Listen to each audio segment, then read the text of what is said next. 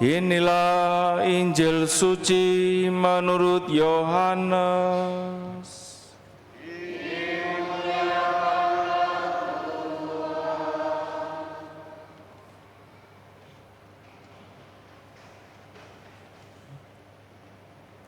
Pada perjamuan malam terakhir, Yesus berkata kepada murid-muridnya, "Jika kamu mengasihi aku, kamu akan menuruti perintah-perintahku.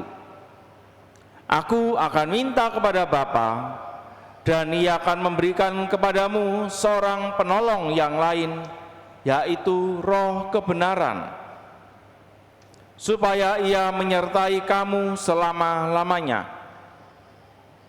Dunia tidak dapat menerima Dia, sebab dunia tidak melihat Dia dan tidak mengenal Dia. Tetapi kamu mengenal Dia, sebab Ia menyertai kamu dan akan diam di dalam kamu. Aku tidak akan meninggalkan kamu sebagai yatim piatu. Aku datang kembali kepadamu. Sesaat lagi dunia tidak akan melihat aku, tetapi kamu akan melihat aku. Sebab aku hidup, dan kamu pun akan hidup.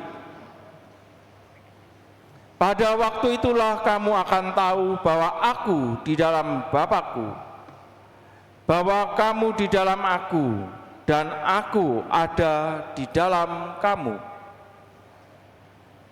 Siapa saja yang memegang perintahku dan melakukannya, dialah yang mengasihi aku.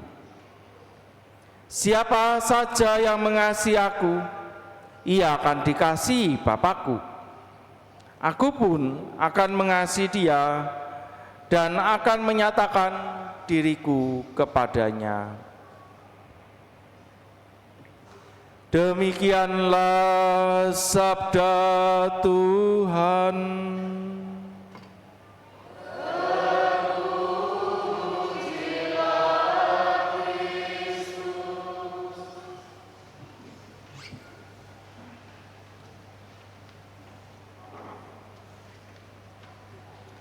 Jika kamu mengasihi aku, kamu akan menuruti perintah-perintahku.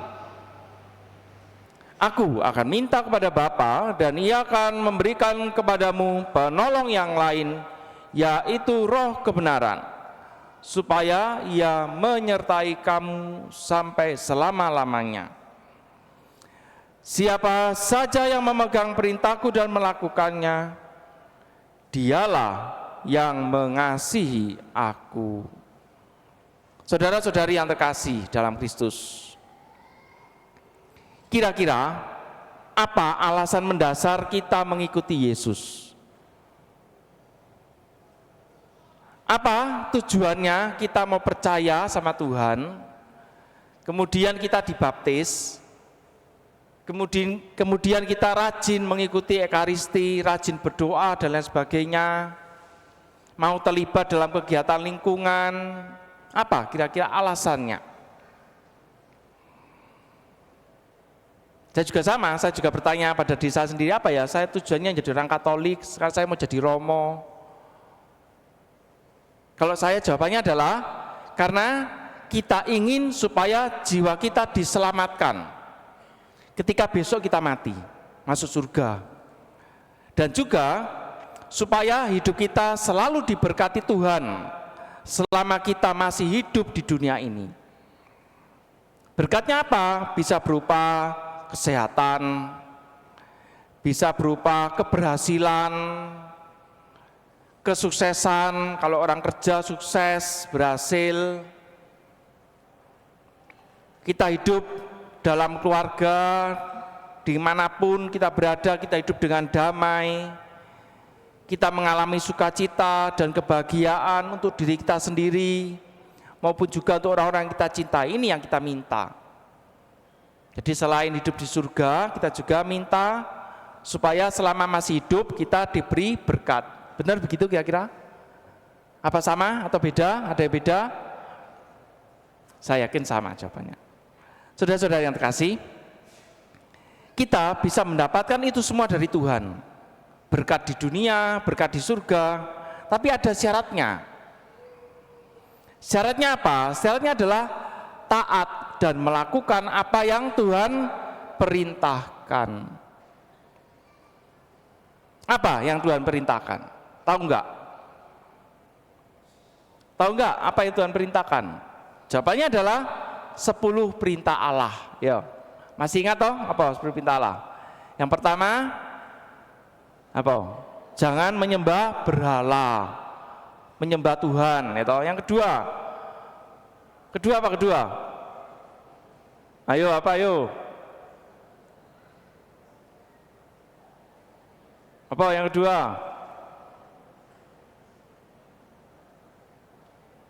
Apa yang kedua apa? Jangan menyembah berhala. Kemudian yang kedua apa?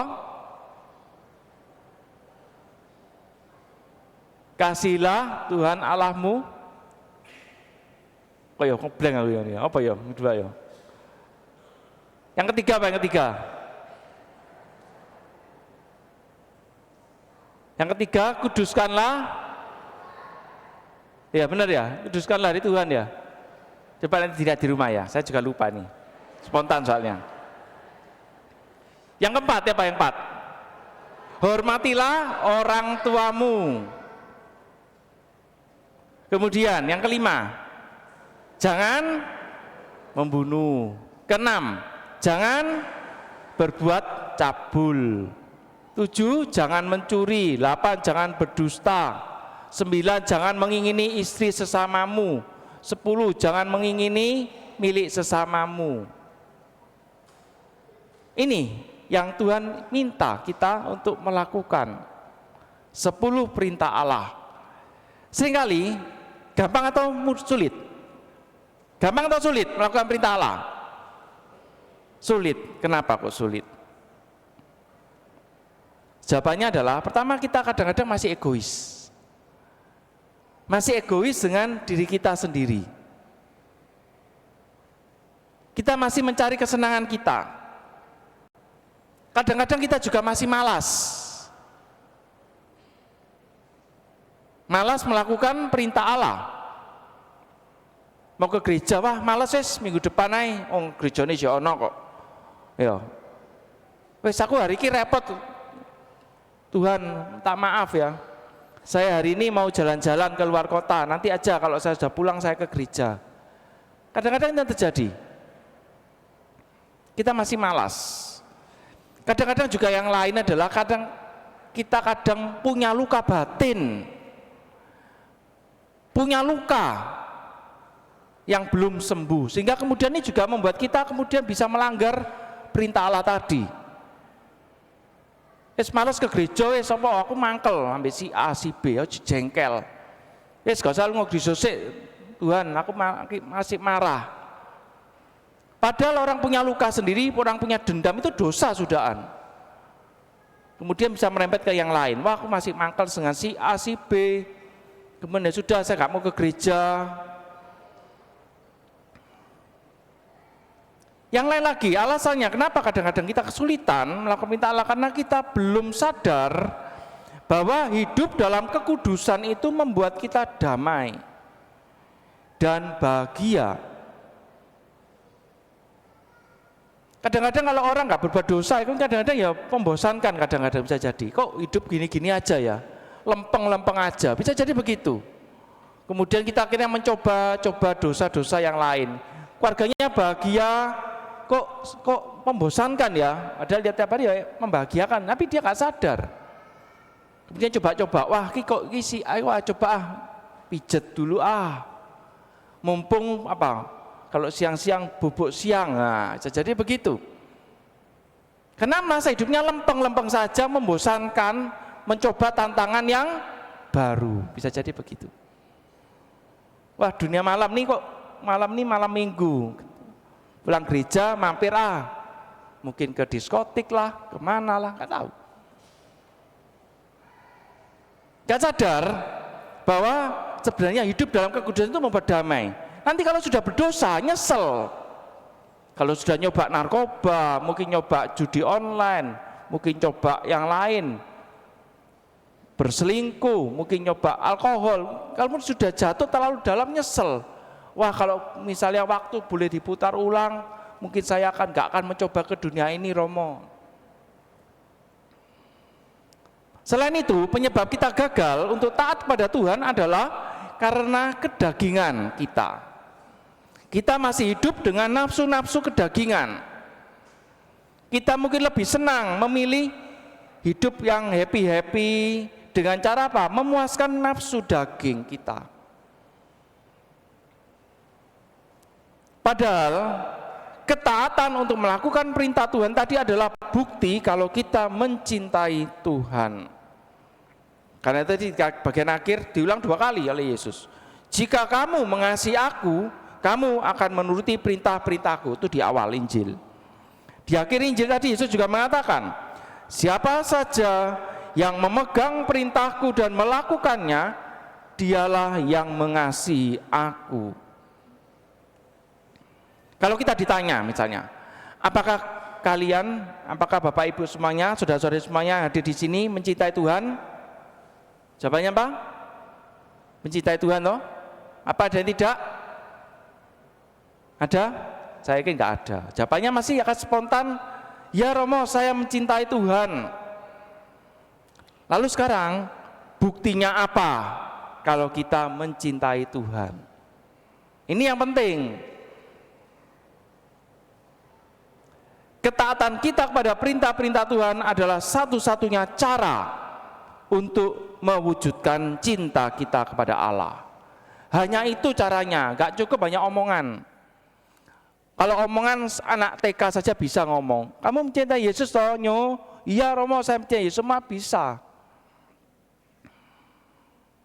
Tapi untuk melakukan tanda tanya besar. Karena apa? Ketaatan kita kepada perintah-perintah Tuhan adalah satu-satunya cara untuk mewujudkan cinta kita kepada Tuhan. Memang kadang-kadang cinta itu menyakitkan. Saya menggunakan kasula ini, saya pilih ini memang ngaja. Ini adalah hati Yesus. Gambarnya penuh dengan duri. Memang kadang-kadang menyakitkan. Kadang-kadang cinta itu sampai berkorban. Mungkin suami istri juga sama. Kadang-kadang sakit hati Romo saya. Tapi cinta itu ya harus menyakitkan. Kadang-kadang merasakan sakit, ini cinta. Dan itu kadang-kadang kalau kita merasa sakit, ya sudah, itulah cara kita mencintai. Kadang-kadang harus berkorban. Yesus sama, Yesus juga melakukan itu. Dia mencintai kita, dia mau berkorban, mati di kayu salib. Dan memang berat dan tidak mudah. Karena itulah kita harus meminta kepada Tuhan supaya dibimbing oleh Roh Kudus.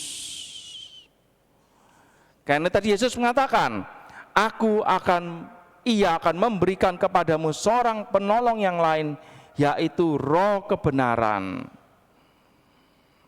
Minta bimbingan Roh Kudus. Tuhan tidak membiarkan kita sendirian dalam perjuangan untuk mencintai tadi. Sekaligus juga selain minta kekuatan rahmat ilahi tadi, Roh Kudus, dalam perjuangan untuk melakukan perintah Allah, kita juga secara manusiawi juga harus berusaha dengan sungguh-sungguh untuk mau taat kepada Allah. Ya memang harus berjuang untuk melawan kedagingan kita, kemalasan kita. Kita harus berjuang untuk mengalahkan kedagingan kita masing-masing, semua orang punya. Ini yang harus kita lawan. Karena itu berjuanglah selalu untuk setia, untuk hidup dalam kekudusan, mau mengalahkan godaan-godaan nafsu untuk melakukan dosa. Setia dalam iman ini juga penting, godaan juga akan selalu datang. Ingat, tujuan akhir kita nanti kembali pada Allah semuanya. Di dunia hanya sementara, jangan menjual iman hanya demi sesuatu yang duniawi. Tuhan memberkati kita semua.